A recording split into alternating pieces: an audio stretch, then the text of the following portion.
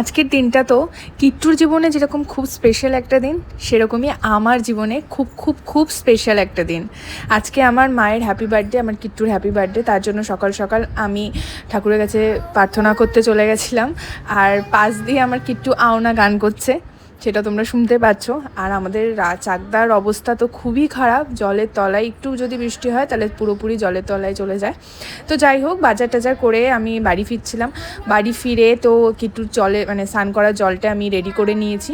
আজকে কিট্টু বাথরুমে নয়, ছাদে স্নান করবে।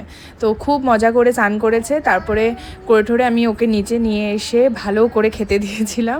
ও তো এখানে কিছুই খায়নি, শুধু বিরিয়ানিটাখুনি খেয়েছে।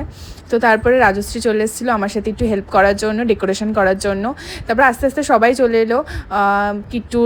কিট্টুর এক এক করে সব বন্ধুবান্ধবীরা চলে এসছে। ও তো তারপরে খেলতেও আরম্ভ করে দিয়েছে। আর বাচ্চাদের তো কোনো অকেশন থাকলেই কান্নাকাটি থাকবেই। ও কেক কাটতে একদমই চাইছিল না, তাও আমি জোর করে একটুখানি কেক কাটিয়েছি। তো আজকের দিনটা তো খুব খুব খুব ভালো কাটলো। আশীর্বাদ করো আমার কিট্টুকে যেন ও খুব ভালো মানুষ হতে পারে। আর আজকের মতন টাটা, বাই।